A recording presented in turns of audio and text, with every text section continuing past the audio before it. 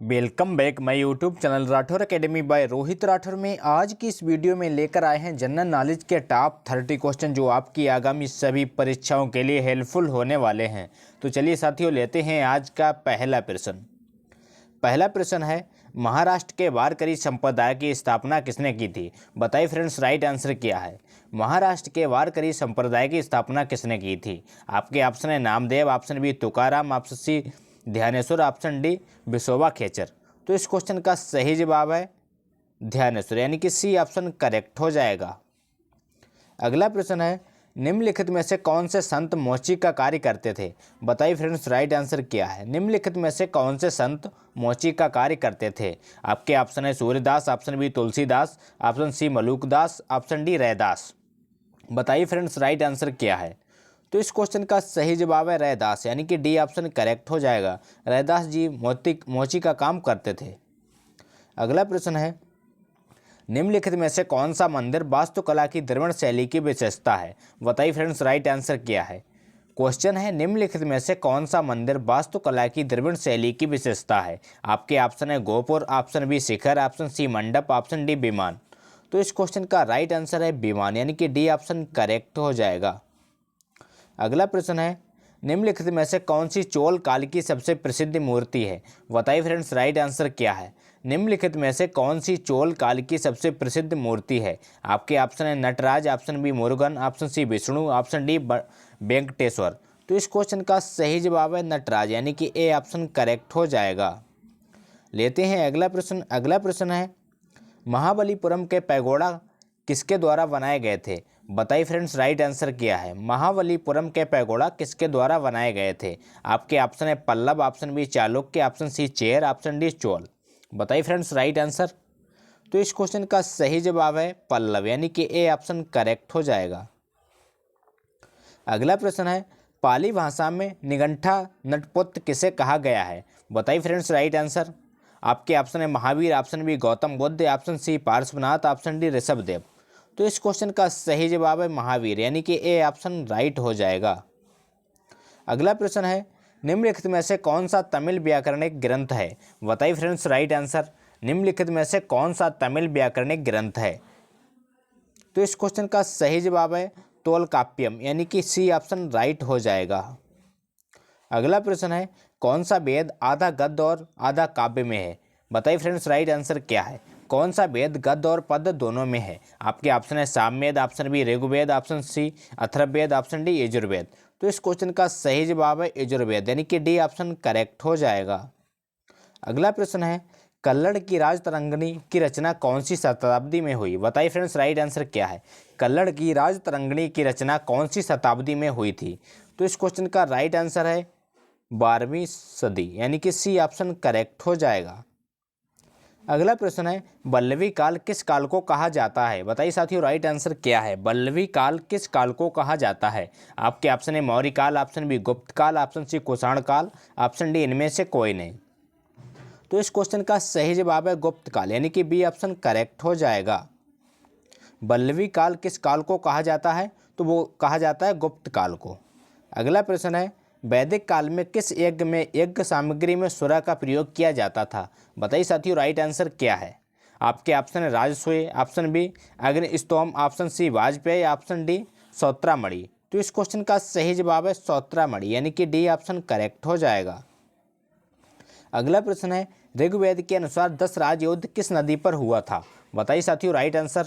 ऋग्वेद के अनुसार 10 राजयुद्ध किस नदी पर हुआ था? आपके ऑप्शन है Saraswati, option B Ganga, option C Parushni, option D Vitasta. तो इस क्वेश्चन का सही जवाब है परुषणी, यानी कि सी ऑप्शन करेक्ट हो जाएगा।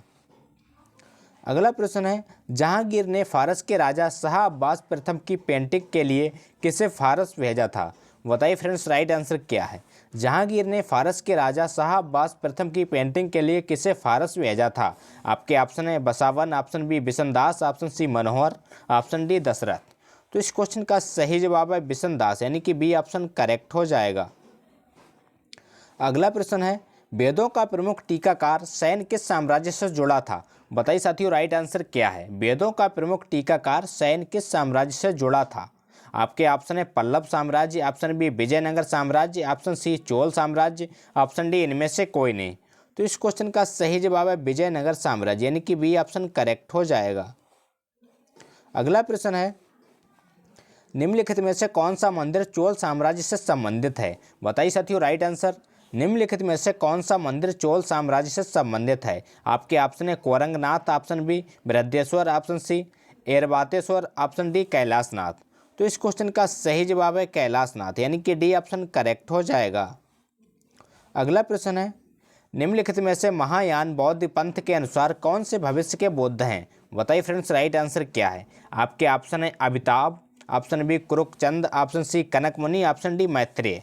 तो इस क्वेश्चन का सही जवाब है मैत्रेय, यानी कि डी ऑप्शन करेक्ट हो जाएगा। अगला प्रश्न है, संतारा प्रथा किस धर्म से संबंधित है? बताइए साथियों राइट आंसर क्या है? संतारा प्रथा किस धर्म से संबंधित है? आपके ऑप्शन है Bauddh, option B Hindu, option C Sikh, option D Jain. तो इस क्वेश्चन का सही जवाब है जैन, यानी कि डी ऑप्शन करेक्ट हो जाएगा। अगला प्रश्न है, भारत में झंडा दिवस कब मनाया जाता है? बताइए साथियों राइट आंसर क्या है? भारत में झंडा दिवस कब मनाया जाता है? आपके ऑप्शन है 3 दिसंबर को, ऑप्शन बी 7 दिसंबर को, ऑप्शन सी 11 दिसंबर को, ऑप्शन डी 17 दिसंबर को। तो इस क्वेश्चन का सही जवाब है 7 दिसंबर को, यानी कि बी ऑप्शन करेक्ट हो जाएगा। अगला प्रश्न है, राष्ट्रीय गणित दिवस कब मनाया जाता है? बताइए साथियों राइट आंसर क्या है? मोस्ट इंपॉर्टेंट क्वेश्चन है, राष्ट्रीय गणित दिवस कब मनाया जाता है? आपके ऑप्शन है 22 दिसंबर को, ऑप्शन बी 17 दिसंबर को, ऑप्शन सी 25 दिसंबर को, ऑप्शन डी 20 दिसंबर को। तो इस क्वेश्चन का सही जवाब है 22 दिसंबर को, यानी कि ए ऑप्शन करेक्ट हो जाएगा। अगला प्रश्न है, भारतीय संविधान के किस अनुच्छेद के तहत लोकसभा में अनुसूचित जातियों और जनजातियों के लिए आरक्षण दिया गया है? बताइए फ्रेंड्स राइट आंसर क्या है? भारतीय संविधान के किस अनुच्छेद के तहत लोकसभा में अनुसूचित जातियों और जनजातियों के लिए आरक्षण दिया गया है? तो इस क्वेश्चन का सही जवाब है ऑप्शन ए 330, यानी कि ए ऑप्शन करेक्ट हो जाएगा। 330 अनुच्छेद के तहत लोकसभा में अनुसूचित जातियों और जनजातियों के लिए आरक्षण की व्यवस्था की गई है। अगला प्रश्न है, केंद्र शासित प्रदेश लक्षद्वीप के न्यायिक क्षेत्र का कार्य कौन सा न्यायालय करता है? बताइए फ्रेंड्स राइट आंसर क्या है? क्वेश्चन है, केंद्र शासित प्रदेश लक्षद्वीप के न्यायिक क्षेत्र का कार्य कौन सा न्यायालय करता है? आपके ऑप्शन है Kerala high court, option B Tamil Nadu high court, option C Bombay high court, option D Calcutta high court. तो इस क्वेश्चन का सही जवाब है केरल हाई कोर्ट, यानी कि ए ऑप्शन करेक्ट हो जाएगा। अगला प्रश्न है, सुप्रीम कोर्ट के जजों की संख्या को कौन बदल सकता है? बताइए फ्रेंड्स राइट आंसर क्या है? सुप्रीम कोर्ट के जजों की संख्या को कौन बदल सकता है? आपके ऑप्शन है कानून द्वारा संसद, ऑप्शन बी राष्ट्रपति के आदेश, ऑप्शन सी केंद्र सरकार की अधिसूचना, ऑप्शन डी सुप्रीम कोर्ट की अधिसूचना। तो इस क्वेश्चन का सही जवाब है कानून द्वारा संसद, यानी कि ए ऑप्शन करेक्ट हो जाएगा। अगला प्रश्न है, दिल्ली को एनसीटी राष्ट्रीय राजधानी प्रदेश संविधान के किस अनुच्छेद में बनाया गया? बताइए फ्रेंड्स राइट आंसर क्या है? दिल्ली को एनसीटी संविधान के किस संशोधन से बनाया गया है? तो इस क्वेश्चन का सही जवाब है संविधान का 69वां संशोधन, यानी कि बी ऑप्शन करेक्ट हो जाएगा। अगला प्रश्न है, भारत में 3 स्तरीय पंचायती प्रणाली कितनी जनसंख्या से ऊपर वाले राज्यों में है? बताइए फ्रेंड्स राइट आंसर क्या है? भारत में त्रिस्तरीय पंचायती प्रणाली कितनी जनसंख्या से ऊपर वाले राज्यों में है? आपके ऑप्शन है 15 lakh, option B 20 lakh, option C 30 lakh, option D 25 lakh. तो इस क्वेश्चन का सही जवाब है 20 लाख, यानी कि बी ऑप्शन करेक्ट हो जाएगा।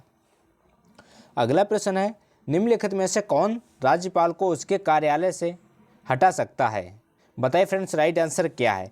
निम्नलिखित में से कौन राज्यपाल को उनके कार्यकाल से हटा सकता है? आपके ऑप्शन है संसद, ऑप्शन बी राज्य विधानसभा, ऑप्शन सी राष्ट्रपति, ऑप्शन डी इनमें से कोई नहीं। तो इस क्वेश्चन का सही जवाब है राष्ट्रपति, यानी कि सी ऑप्शन करेक्ट हो जाएगा। अगला प्रश्न है, भारत के संविधान के निम्नलिखित अनुसूची में से कौन सा नया राज्य बनाने के लिए संशोधित किया जाना है? बताइए फ्रेंड्स राइट आंसर क्या है? तो इस क्वेश्चन का सही जवाब है पहली अनुसूची, यानी कि ए ऑप्शन करेक्ट हो जाएगा। अगला प्रश्न है, उपराष्ट्रपति जो हटाने का प्रस्ताव किसमें पेश किया जा सकता है? बताइए फ्रेंड्स राइट आंसर क्या है? उपराष्ट्रपति को हटाने का प्रस्ताव किसमें पेश किया जा सकता है? आपके ऑप्शन है केवल राज्यसभा में, ऑप्शन बी केवल लोकसभा में, ऑप्शन सी लोकसभा और राज्यसभा के संयुक्त सत्र में, ऑप्शन डी लोकसभा और राज्यसभा दोनों में। तो इस क्वेश्चन का सही जवाब है केवल राज्यसभा में, यानी कि ए ऑप्शन करेक्ट हो जाएगा। अगला प्रश्न है, सीमा प्रबंधन विभाग किस मंत्रालय के अंतर्गत विभाग है? बताइए फ्रेंड्स, राइट आंसर क्या है?